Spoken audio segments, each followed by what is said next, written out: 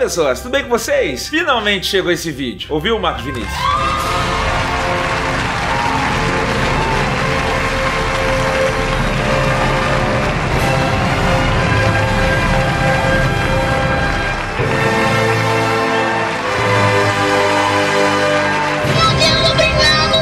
Finalmente eu vou falar sobre o diretor mais amado pelos diretores de cinema da história. Eu vou falar hoje de Stanley Kubrick, um diretor virtuoso na sua arte, filmes muito bem feitos, filmes muito inteligentes, muito bem produzidos. E com isso eu vou acabar com uma piada interna aqui do canal Gaveta. Pra quem acompanha o canal aí, todo vídeo nós temos uma tradição aqui no canal, além de eu pedir pra você se inscrever e tal, não sei o quê. Todo vídeo tem um comentário do Marcos Vinícius Wenzel pedindo pra eu comentar sobre como Stanley Kubrick editava os seus vídeos. Eu não vou falar como ele editava os filmes dele. Tudo bem. Eu vou falar como ele fazia os filmes dele. Eu vou falar sobre o grande Stanley Kubrick como um todo. Algumas coisas que eu acho que são diferenciais dele, porque alguns filmes são bem... aquele filme cabeça. Filme cabeça aí, um filme culto. A pessoa vai entender, tá, o que faz esse cara ser genial? Não é só falar, nossa, ele era muito bom, ele revolucionou o cinema com 2001. Eu vou tentar explicar um pouquinho melhor esses pontos que fazem dele um diretor lendário, pra muitos o melhor diretor de todos os tempos, mas sem dúvida um dos melhores diretores que o cinema já viu depois da vinheta.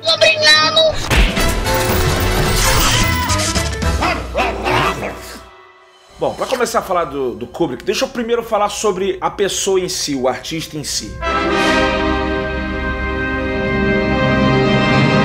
Eu acho que ele é o que ele é. Ele foi, infelizmente ele já faleceu, em 99. Kubrick era um fotógrafo antes, né, de necessariamente ser só um diretor de cinema. E o trabalho dele como fotógrafo inspirou muito o trabalho dele no cinema. I started out by just, getting a camera and learning how to take pictures and learning how to print pictures. And if you can develop a kind of generalized approach to problem solving, it's surprising how it helps you in anything. Ele era um cara muito inteligente. Dizem que ele jogava... como é que é? Enxadrista, né? Que joga xadrez, né? Isso? É. Mas não é isso necessariamente que faz só o cara ser inteligente. Às vezes o cara pode ter um pensamento lógico bom pra xadrez e não sabe conviver com pessoas. Eu vi que são imbecis assim que eu botei os olhos em vocês. Mas o fato é, os filmes do Kubrick, eles tendem a explorar muito o comportamento humano. E você vendo a princípio, eles podem parecer até simples, assim. Quando você olha um filme dele e vê uma cena assim, tu fala, uma cena mais simplória. Esse filme é sobre um macaco primitivo que encontra um retângulo mágico. Depois esse macaco sonha que é uma pessoa viajando dentro de uma nave. E aí o negócio vai complicando,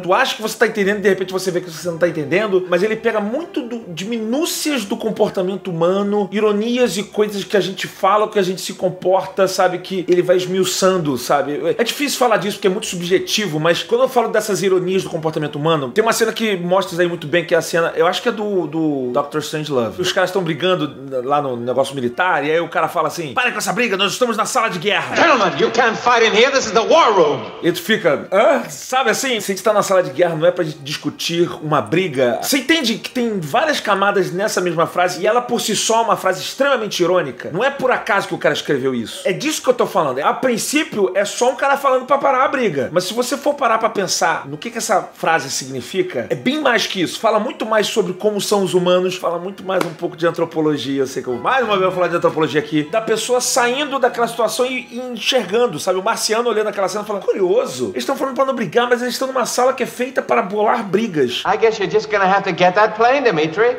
O ser humano é tão esquisito, ele organiza momentos que ele pode brigar e que ele não pode brigar. É esse tipo de provocação que ele faz. Aliás, tá aí uma palavra que define muito o Kubrick. Ele é muito provocador. Acho que quase todos os filmes dele, quando saíram, foram extremamente provocadores, extremamente polêmicos na época que eles saíram. E esse lance de explorar o conceito, pra mim, define muito o Kubrick. Define até o estilo narrativo dele. Eu acho os filmes do Kubrick muito teatrais. Se você for reparar, na maioria dos filmes dele, eu não acho que as pessoas falam com tanta naturalidade. Ele sempre usam uma desculpa para que as pessoas não falem com tanta naturalidade assim, sei lá. Seja 2001 porque você tá vendo astronautas e robôs e coisas do tipo. Happy birthday, Frank. Thank you, Hal. Laranja Mecânica porque os caras são meio psicopata no futuro distópico. Now, globby bottle of cheap, stinking chip oil! Ou sejam militares. How tall are you, Private? Sir, 5'9", sir! 5'9". I didn't know they stacked shit that high. Todo mundo fala de um jeito meio peça de teatro, é meio impostado. Não é uma conversa normal, sabe? Assim, uma conversa que você veria no dia a dia. Parece que eu tô vendo um recorte de alguém conversando naturalmente. Não, parece um negócio meio teatral. E eu sinto isso na produção do Kubrick, porque é como se os filmes dele fossem um laboratório para marcianos. Quero entender a raça humana. E ele faz, olha, os humanos se comportam dessa forma. Você gostaria de entrar no meu carro? Claro que não, sabe? As pessoas falam às vezes falam dessa forma assim, mas é meio que é quase um manual de instruções, sabe? De como o ser humano funciona. Eu encaro dessa forma. E eu tô falando disso daqui, não é só porque é a minha opinião. Faz parte da obra do Kubrick ser meio aberta a várias interpretações. Não é uma ciência exata a obra dele. Eu vou falar mais sobre isso ao longo do vídeo. Mas seja o que for, dada essa natureza dele de querer explorar a natureza humana, ele acaba sendo muito polêmico, muito provocador, mexe com temas que são da natureza humana, do lado malvado da natureza humana, e você vê que ele não faz isso por bait, sabe? Esse é clickbait do Kubrick da época. A princípio pode parecer, e é o que a crítica da época, a sociedade em geral, a galera da sociedade que criticava falava, o cara tá fazendo isso daqui pra chamar atenção, pra ter público. Mas se você vê o filme, o ponto principal dos argumentos do cara eram bem sólidos. Tanto é que o Laranja Mecânica, quando ele saiu, depois de um tempo, ele começou a gerar uma onda de moleques, né, os caras andando, saindo na rua, fazendo violência, inspirados pelo filme. E ele ordenou que o filme saísse de cartaz. Mas uma coisa que é comum de todo mundo que fala do Kubrick, e eu me identifico, ele era extremamente metódico, estupidamente meticuloso, de fazer e refazer as coisas até nos mínimos detalhes. It might be better to just play it as a medium shot with the situation. Ele gostava de pesquisar os temas dele, muito, tanto de comportamento humano quanto de set, de cenários, de possibilidades de coisa que ele podia fazer. Por isso que os filmes dele demoravam muito pra serem feitos. Assim, numa escala microcosmo reduzido. Eu passei tanto por esse problema aqui nesse canal, de soltar só o vídeo que ficava milimétrica, nossa, eu ficava horas e mexendo em cada cantinho e tal. Não que a gente não faça isso hoje em dia, a gente até faz. É mentira. Mas a gente arranjou um formato que é um pouco mais fácil de ser revisado e publicado. Mas era um cara que gostava de estudar tanto os temas, né, pra quando ele chegar pra filmar o filme, o cara saca tudo, né? O cara sabe sobre o assunto. Se um ator vier e perguntar alguma coisa pra ele sabe sobre o assunto. What I'm just doing is thinking about the story or other scenes, whatever it is. I always have plenty to think about. Tanto é que volta e meia ele acabava mudando coisas no meio das gravações. Cara, vamos mudar a fala aqui, vamos mudar não sei o que lá. Dependendo do ator que se adaptasse à cena ou ele visse alguma coisa diferente, ele tinha conhecimento suficiente pra mudar o roteiro ali na hora. Ele tem talento pra isso. Porque ele era um especialista, seja lá o tema que fosse do filme. E além disso, tem mil outras coisas sobre a personalidade e o jeito dele como artista, né? Ele é o cara que fazia trocentos mil takes pra cada filmagem. Tem várias histórias de ele ia tratando os atores de forma diferente, ele ia vendo cada ator.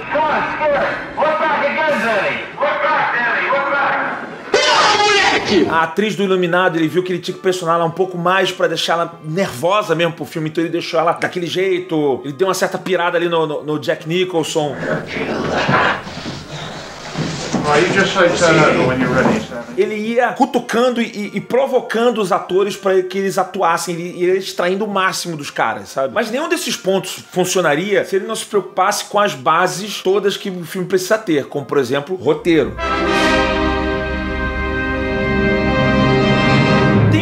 Fator que eu queria dizer sobre o roteiro do Kubrick, que eu ainda não vi em nenhum vídeo que fala sobre Kubrick, esse tipo de coisa assim. Porque o pessoal sempre fala, os temas que o Kubrick abordava são muito inteligentes, os filmes são muito inteligentes. São. A princípio você olha e fala, é um cara violento que tá lidando com um problema, mas se você for analisar, tem várias camadas e é mais inteligente. Só que tem uma galera fã de cinema e tal, e aí eu não tô falando do Kubrick, tô falando de vários outros filmes assim, que gosta de se vangloriar de vários desses roteiros inteligentes. O filme é muito inteligente, mas às vezes tem muito filme, e aí eu não tô falando do Kubrick, que às vezes o roteiro nem é inteligente assim, mas ele só não fala o que rolou ali na cena de uma forma escancarada, ele só deixa você entender o que rolou ali na cena. E aí a pessoa tem esse exercício de descobrir o que o diretor tava querendo e ela se sente inteligente. Eu gosto de filmes inteligentes, que o diretor ele não fala exatamente aquilo que tava ali escrito.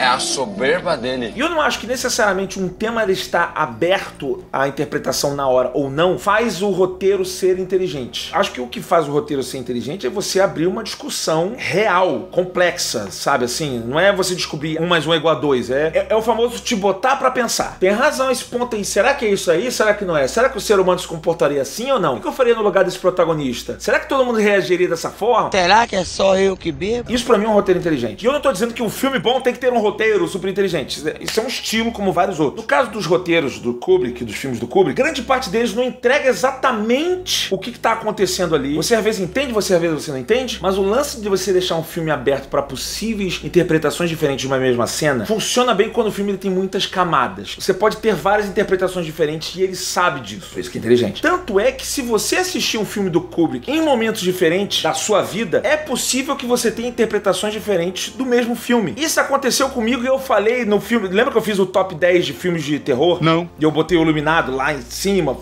maravilhoso e tal, não sei o quê. Engraçado, a primeira vez que eu vi o Iluminado, eu tinha achado ele mais lento do que agora. Eu achava assim, seu Iluminado é muito lento, Juju. O Iluminado é muito lento. Não achei tão lento agora, não. Eu achei bom. Achei só bom. E é isso. Isso é uma magia muito legal que tem nos filmes do Kubrick. Cada vez que você vai vendo ele, você ou nota detalhes diferentes, ou mais importante ainda, a sua percepção diferente encara o filme de uma outra forma. Eu vou falar mais disso quando eu falar de edição propriamente dita, mas é meio aquele lance de tem assuntos que não vão se conectar tanto com uma pessoa jovem e vão se conectar com uma pessoa que tem mais idade, ou vice-versa, e você vai vendo aquela questão de uma pessoa que é pobre vai ter uma visão diferente de uma pessoa que é rica, para várias cenas. Uma pessoa que é preta, ela vai ter uma visão de alguma cena específica bem diferente de uma pessoa branca, homem, mulher, ocidental, oriental. Psicopata, ladrão, bandido. Dependendo de onde você está, da cultura que você está inserido, você encara isso de uma forma diferente. Quer ver um exemplo disso? Não. O filme Cidade de Deus, o filme Tropa de Elite. São filmes que o cara que tá lá fora, às vezes ele vai ver, ele não tem essa vivência. Ele vê o filme e ele fala, é um filme de ação. Até uma cena aí muito mentirosa. E a gente que mora aqui, eu moro no Rio de Janeiro, esses filmes, eles têm um sentido muito mais intrínsecos comigo, sabe? Eu vejo esses filmes, caraca, é a nossa realidade aqui. Tem um significado totalmente diferente pra mim do que tem pro cara que mora na Noruega. E os filmes do Kubrick, eles têm muitas camadas pra que em determinadas épocas da sua vida você consiga enxergar eles de forma diferente. Você vê, por exemplo, Laranja Mecânica, quando ele saiu, ele foi extremamente polêmico, ele tem muita cena erótica. Erotismo? Ele tem muita cena violenta. Muito, muito. Hoje em dia,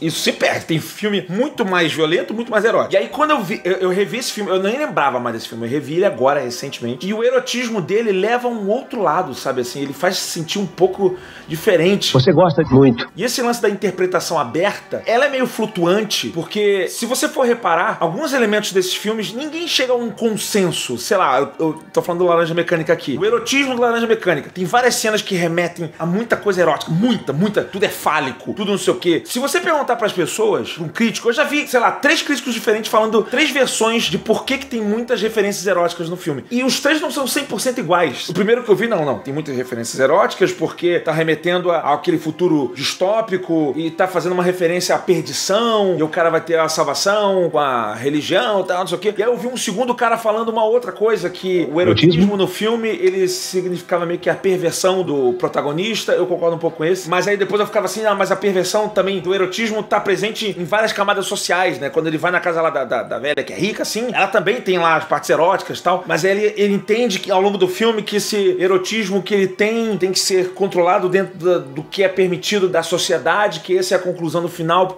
mas ainda assim o erotismo ele tá ligado à loucura e perversão. Mas assim, tem tanta interpretação que você pode ter disso, que eu acho que a intenção dele de fazer esse tipo de cena não é necessariamente mostrar um ponto. Eu estou colocando elementos amarelos no filme porque eu quero X, eu estou botando erotismo no Laranja Mecânica porque eu quero que você entenda um ponto Y da cabeça do protagonista. Eu acho que ele quer que você tenha um sentimento. Eu acho que ele faz isso pra te dar uma sensação muito distinta. E isso é muito virtuosismo de diretor. O cara tá mastermind de manipulação de sentimento, assim. Porque o erotismo, ele tem esse lance do proibido, é que nem o nu artístico, né, assim. Você não pode tirar o lado erótico do nu artístico. Eu acho que faz parte e o fato dele ser provocador faz parte desse tipo de arte. E eu acho que isso faz parte do Laranja Mecânica. Eu tava vendo uma cena, eu já vi outros canais comentando sobre essa cena. Ele tá descendo, ele vai reencontrar o grupo dele ali, fora todo o equilíbrio da cena. Ela tem várias sugestões eróticas ali, né? Tu vê, tem uma hora que o cara, ele para ali debruçado na cadeira, né? O capanga, ele para debruçado ali na cadeira. E aí você vê que a sombra dele tá na direção certinha ali do pirulito desenhado ali do cara na parede. Como se ele estivesse fazendo bola gato ali. É isso? E não só isso, a sombra da cadeira fica, parece uma bunda que tá ali embaixo, parece que tá, né? Erotismo. Então assim, quando você vê essa cena, olha a mensagem, olha as camadas que ele tá te passando. Você tá vendo essa cena, os caras estão falando, mas você tá vendo uma cena erótica. Isso vai pro teu subconsciente. Você tá captando aquilo ali. Você tá vendo um erotismo que tá ali, mas não tá ali, sabe? Isso vai mexendo contigo, cara. Eu acho que isso daí é um dos tipos de coisa que definem muito o Stanley Kubrick como um artista, né? E ele consegue fazer essas composições complexas até, graças a um dos principais fatores, um dos principais pontos do Kubrick no cinema, que é a fotografia. Quer dizer, todo mundo fala que é fotografia. Eu vou dizer que é outra. Eu não vou dizer que é fotografia, eu vou dizer que é composição. Porque eu vejo muita gente falando assim, ah, não, porque o Kubrick ele era muito bom na fotografia. E quando a gente fala um filme, quando você vai falar assim, ah, nossa, esse filme tem a fotografia linda. Às vezes não é necessariamente a composição que é bonita, às vezes é a luz que a pessoa escolheu, a escolha de cores. Não que o Kubrick faça isso mal, pelo contrário, ele faz isso daí muito bem. O que me chama mais atenção na fotografia do Stanley Kubrick é a composição que ele faz. E isso é um conceito muito comum em design, você fazer composição, ou seja, é a harmonia dos elementos na tela, no canvas, no quadro, no espaço que você está trabalhando, né? Você botar os elementos. E quando eu falo harmonia, não quer dizer necessariamente com simetria, porque muita gente fala do Kubrick, a principal característica do Kubrick é o ponto de fuga. São aquelas linhas guias que levam você para um determinado subject. Ele quer apontar os seus olhares para alguma coisa. O Kubrick ele faz muito isso. Ele usa muitas linhas guias, muito ponto de fuga. Mas isso é um recurso da composição maravilhosa que ele faz. Ele gosta muito de montar as cenas dele como se fossem quadros, cara. Quando você vai fazer um design, ele não precisa ser simétrico, que tá igual do lado, igual do outro. Você vê, sei lá, um quadro como esse aí, ele não é simétrico, mas ele é harmônico. A pessoa pensou nos elementos, essa parte escura aqui, ela tem um peso que é diferente da parte que é mais clara, ele equilibra os elementos, bota de um lado, bota do outro, não sei o quê. Tem um espaçamento entre os elementos que faz essa imagem toda ficar harmônica. É bem subjetivo esse conceito de composição visual no design. E às vezes eu faço isso em artes que a gente faz aqui no canal, às vezes nem eu consigo explicar por que alguma coisa fica harmônica ou não. É meio que, é um pouco vício de olhar, é meio, sabe, eu tô olhando um elemento e esse, cara, isso daqui podia estar um pouquinho mais pro lado, por exemplo, a gente podia botar esse elemento aqui perto desse pedido da pessoa se inscrever no canal. De todas as coisas que eu já sonhei pra esse canal. Para no 9! Para no 9! Para no 9!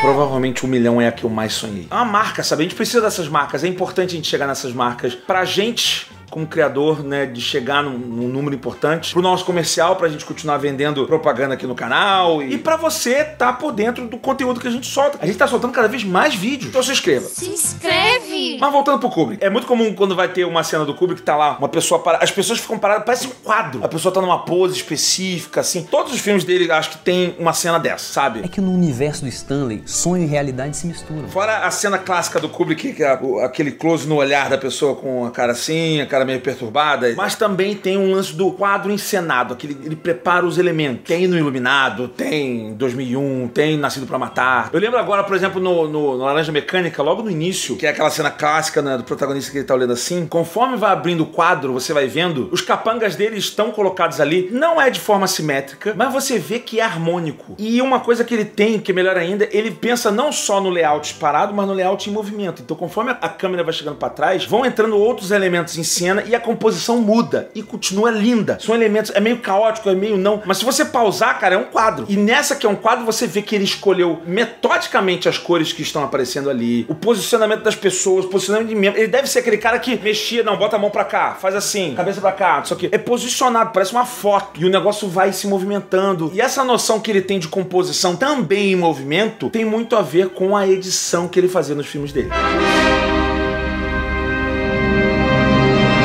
Chegamos na hora, Marco Vinícius. Chegamos na hora de falar da edição. Olha, assim como em todos os outros aspectos da produção do Kubrick, na edição ele era extremamente metódico, controlador e obsessivo. E eu digo controlador mesmo, né? Pelo que eu sei, a ilha de edição dele ficava na casa dele. And he had a garage right next to his house that had been converted to an editing room. Né, os editores falam que quando eles iam editar lá com o Kubrick, começou a edição, os caras ficavam mergulhados naquilo, quase não viam família, tá, esse tipo de coisa. Então com uma maníaco lá, né, pra fazer o filme. Porque o cara testava 1 milhão de takes, cada takezinho daqui funciona, daqui não funciona. O cara filmava muitos takes, filmava opções. Eu já falei isso pra vocês também aqui no canal. Pra uma produção ficar bem feita, você tem que ter esse tempo de teste, né? Quando eu fiz a entrevista com o Ed Hamilton aqui, o editor de Kick-Ass, Top Gun, Missão Impossível, falou a mesma coisa. Tem que ficar testando ali várias coisas, quanto mais tempo você tem e tal. That sequence, it's only 4 minutes 50 seconds. I just kept compressing it and it took about over a year to edit. What? Claro, eu também acredito, essa é a parte que eu vou um pouco contra esse argumento aí. Eu acredito que você precisa ter um deadline. Se você deixar solto, você não vai acabar nunca, sabe assim? Sempre vai ter um jeito melhor de se fazer. Tem uma hora que você precisa de um basta, sabe? Ah, não, aí não. E às vezes até a pressão é boa pra você acabar logo a fazer o corte. Mas ele gostava de fazer muitos desses testes até ficar ideal pra ele. E sobre esse ideal, o corte ideal, edição ideal, eu quero fazer um grande parênteses aqui. Não é nem parênteses, um grande OBS. Eu quero falar que edição, ritmo e timing não são ciências exatas. Não existe uma edição que está... Cara, essa edição aqui é boa, independente de onde for, pra quem for, essa edição é perfeita. Isso não existe. A edição boa, ela é fruto do contexto dela. Tô fazendo um vídeo de Kubrick, eu vou começar a ser complexo aqui também. Um ritmo bom de filme, ele depende de quem está assistindo. Tipo, ele é bom, mas bom pra quem? Sabe esse lance? Por que eu tô falando isso? Porque quando você vai ver o filme de Kubrick, tem gente que vai falar assim, cara, o filme do Kubrick é meio lento, os filmes são meio lentos. Não necessariamente. Tirando 2001. 2001 é lento demais. É um filme bom até pra dormir. Eu sei que é um pecado, num vídeo sobre Kubrick, eu estou falando mal de 2001, Odisseia no Espaço. Eu acho ele desnecessariamente lento. Acho. Eu entendo o que o diretor quis fazer, mas eu acho desnecessariamente lento. Apesar do filme ser brilhante. Ok, eu concordo, o filme é brilhante. Tá, mas esse lance de um corte ser rápido, ser lento, ele é subjetivo, que, por exemplo, os filmes de antigamente, eu tô falando aí de 2001 é de 68. O cara levou a gente pro espaço na década de 60 e foi revolucionário, ganhou Oscar de melhores efeitos visuais, tal, não sei. Foi extraordinário. Mas não só desse filme, filmes dessas épocas, de anos 60, anos 70, se você for rever alguns desses filmes, sei lá, Poderoso Chefão, tem um ritmo de edição mais lento, é um ritmo que condiz também com a época. As pessoas, o que elas consumiam, o ritmo de trabalho, o ritmo de vida das pessoas, era um ritmo diferente do que é hoje. O que, de repente, pode parecer lento para as pessoas hoje, não vai parecer lento para a pessoa da época. Assim como a gente pegar um vídeo hoje de YouTube, que esses cortes rápidos, isso aqui, a gente jogar para alguém da época, a pessoa vai pirar, a pessoa, nossa, mas tá muito rápido, a pessoa não vai gostar. E aí, assim, tu fala, mas no futuro as pessoas vão adorar esse tipo de corte. Foda. Que isso? Pro público que você levou, não foi bom. Então o corte foi o quê? Não foi bom. Esse é o cerne da minha questão. O bom é um conceito muito subjetivo. Mas eu digo mais ainda, ela tem muito a ver com a fase da vida que você está passando. E foi por isso que eu falei, quando eu vi o Iluminado, eu tive uma experiência diferente quando eu vi agora mais velho. Tava com a minha filha, eu tô bem mais velho, já tô bem mais acostumado a falar sobre cinema e mexer mais com isso. Foi uma experiência bem diferente, sabe? Assim, os tais transtornos mentais que estão rolando no Iluminado. O Iluminado é um cara que vai perdendo a consciência dele ali. Ele vai enlouquecendo, é quase uma possessão ali que ele tá sofrendo ali naquele hotel. Here's Johnny! Então a forma como eu encarei o filme e como eu ia vendo essas nuances fez o ritmo do filme pra mim ser perfeito. Eu não queria que fosse mais rápido. Não, deixa mais tempo mesmo. Deixa eu ver o olharzinho maluco desse cara. Deixa o molequinho andando de velocípede nos corredores por mais tempo. Pra me dar essa angústia. E o filme tem aquela música dele, a trilha sonora é excelente, que vai dando aquela angústia, vai te manipulando ali, e quando aparece as gêmeas você dá aquela pirada. Cara, vai causando aquele mal-estar, e acho que essa é a intenção dele. De modo que eu começo a notar que os cortes do cara têm propósito. Ele não cortou porque tem que ir pra próxima cena. Ele tá montando ali essa... Cara, não, agora vai pra aqui. Não, segura mais um segundinho, 2 segundinhos, agora vai. Não à toa, é num filme do Kubrick que você tem um dos cortes mais famosos do cinema. Eu já fiz um vídeo aqui de react do corte do Lawrence da Arábia, que é aquele corte do fósforo. Caralho. Esse corte é animal mesmo.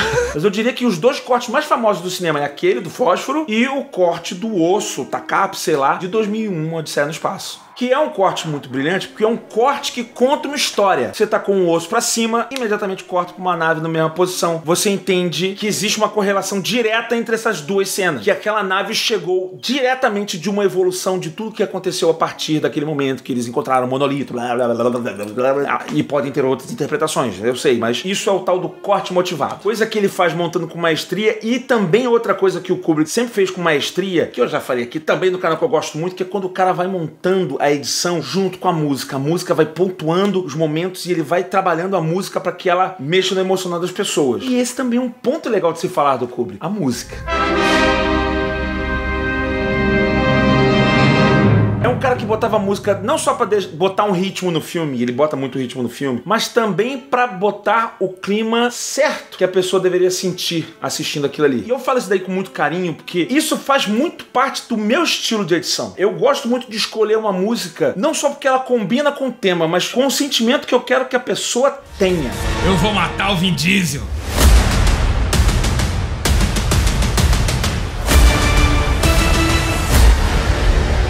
E isso pode mudar. Eu fiz um curso da Alura sobre isso. Eu sei que eu já entrei no jabá, tem bonequinho dançando. Mas calma, isso daqui também é conteúdo. Olha só, porque assim, quando você tá fazendo uma cena... Na hora da Alura eu tô falando isso daí. Eu tô lá numa cena com os caras investigadores procurando o Jason Bourne. Então é uma cena de investigação. Você pensa numa cena de investigação, você pode pensar em uma música de investigação. Mas mesmo dentro de músicas de investigação, você pode variar a sensação que você quer que a pessoa tenha. Eu posso estar numa cena de investigação e eu quero que a pessoa se sinta intrigada.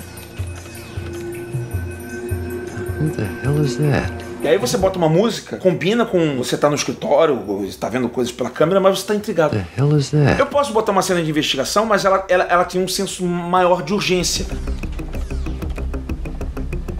Who the hell is that? Eu quero que as pessoas se sintam ansiosas. Cara, vai acontecer um problema. Tem um crescendo, tá vindo um negócio ali e vai acontecer um problema. Eu tô lidando com músicas sobre uma cena de investigação, uma cena de espiões secretos, mas o clima que eu quero que a pessoa sinta quando ela tá assistindo pode ser completamente diferente. Isso você vai manipulando emoções. Exatamente sobre isso que eu fiz um curso na Alura. Assim, tem vários cursos. Hoje em dia, quando você faz a Alura, você faz uma formação. Você tá na maior escola de tecnologia do Brasil. Então, por exemplo, esse meu curso, ele faz parte da área de Design User Experience. Então, se você quiser, quero ser um diretor de cinema. Um diretor de cinema, normalmente, ele sabe várias coisas. Assim como um maestro de uma orquestra, ele sabe várias coisas sobre vários instrumentos musicais. Então, você tá num local, você tá estudando numa escola de tecnologia, você tem vários conhecimentos ali. Você tem conhecimentos de design, de composição, de edição de vídeo, de filmagem. Eu dei curso de filmagem e edição no celular. Além de outras coisas. Cara, eu tô fazendo aqui, desenvolvendo uma tecnologia. Cara, eu quero fazer um negócio, assim como o Kubrick, eu quero ser inovador. Eu quero aproveitar essa inteligência artificial, começar a brincar com inteligência artificial, essas imagens geradas por computador. Cara, você pode fazer formações em programação. Você pode começar a programar do zero na Alura. Do zero, não sei nada. Você começa ali as aulinhas bem básicas e você tem a formação, você vai começar a fazer script, você vai começar a fazer todo esse tipo de coisa. E o melhor, como você tá numa escola, você tem aquele networking da escola. Você conhece outros profissionais, tem as páginas ali com os depoimentos e tal, com as experiências no mercado de trabalho, mas você vai falando com outros professores, você vai ali no fórum tirando as suas dúvidas, você vai criando portfólio e aumentando o seu networking pra você deixar o seu nome ali em todos os outros lugares. Agora, se você estiver interessado em fazer a sua matrícula com desconto, você clica no link que eu deixei na descrição desse vídeo, você entra na minha página personalizada e será uma pessoa matriculada na maior escola de tecnologia do Brasil, Alura.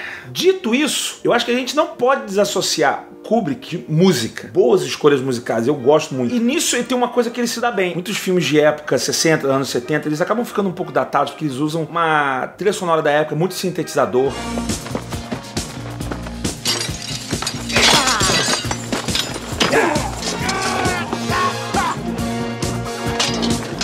Que os filmes dele não tenham isso, mas ele por usar muita música clássica, ele acaba ficando um pouco atemporal, e ele usa muita música clássica, né? Não é? Tipo assim, música clássica que foi feito especificamente pro filme. Ele faz, mas sei lá, por exemplo, Star Wars. Você vê que é meio que um estilo de música clássica da época.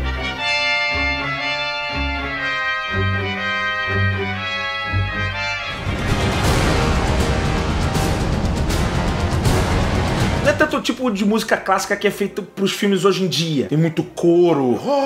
Não, é um negócio muito grandioso. Eu não sei, é uma estrutura um pouco diferente. É uma música clássica moderna, né? E o Kubrick, ele usa muita música clássica de compositores clássicos. Beethoven, né? E Bach, Mozart, Strauss, Tchaikovsky. Tem Tchaikovsky? Não sei, tem... A Dança das Horas, de Tchaikovsky.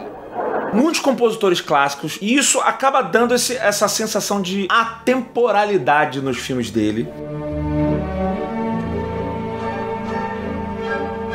Além de me dar uma enorme satisfação. Eu sou uma pessoinha que foi criada com antigos desenhos da Disney, Tom e Jerry, e esses desenhos antigos era muito comum tocar música clássica.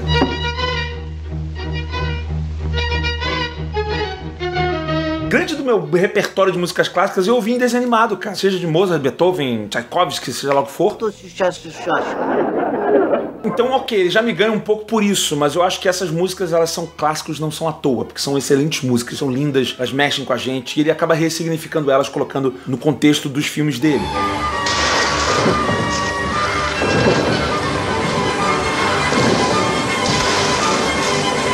Mas ainda assim, ele consegue usar essas músicas pra tentar jogar um pouquinho o emocional da gente pra um lado e pro outro. Eu não consigo esquecer a angústia daquele pianinho do filme de Olhos Bem Fechados.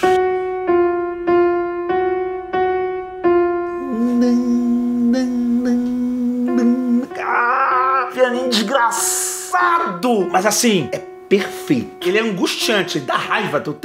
Esse pianinho de novo. Filho da puta! Porque ele dá uma angústia, esse filme. Eu gosto muito desse filme. Foi o último filme do Kubrick, infelizmente. Que é um filme extremamente angustiante. Mexe muito com o comportamento humano. O que você faria numa situação dessa? Muita coisa não falada no filme. Apesar que outras coisas são bem explícitas nesse filme. Erotismo. Mas o Kubrick, pra mim, é um desses pioneiros de integrar a música não só de forma rítmica, mas de forma emocional nos seus filmes. E com isso, cara, ele fez, assim, eu não vi toda a filmografia do Kubrick. Meu Deus, o Gaveta não falou disso ou daquele outro. Eu sei, tem gente que vai achar Nascido para Matar o melhor filme do Kubrick, e eu mal citei esse filme aqui. Quer dizer, eu não citei nesse vídeo aqui específico, a gente já cansou de usar cenas como memes, né, desse filme ao longo desse canal aqui. Eu vi só os mais famosos, né? Nascido para Matar, 2001, Iluminado, Laranja Mecânica, De Olhos Bem Fechados, e o Barry Lyndon, eu mal me lembro. Esse é outro que eu tenho que rever pra... Eu acho que é essa merda aí, pô. E eu provavelmente vou ter uma experiência diferente. Então, essa é uma recomendação que eu deixo, assim. Eu lembro de ter visto o filme do Kubrick e ele foi muito bom, eu achei mais ou menos. Quanto tempo que você viu? Tenta ver de novo hoje, com a sua cabeça hoje em dia, com esse tipo de informação que você pega aqui no canal também, que eu vou passando esses conhecimentos de cinema aqui, doido. Deixa o like. Eu vou rever agora o Barry Lyndon. De repente, quando vocês virem esse vídeo aqui, eu já assisti. Eu vou tentar assistir agora essa semana. Eu provavelmente vou ter uma leitura diferente da primeira vez que eu vi. Não sei. De repente você nota mais detalhes de design do filme, de como ele faz a composição e tal. Ou de repente você identifica uma escola de design. O último vídeo que eu falei sobre o novo Pantera Negra, eu falei sobre outras vertentes de design. Eu adorei esse vídeo como ele foi feito. Mas se você quer entrar no lance do papo dos críticos, falando sobre cinema, eu falei sobre a soberba dos críticos, de alguns críticos, mas é muito bom. Só não é melhor do que o beijo que eu vou mandar bem no meio da sua nádega esquerda.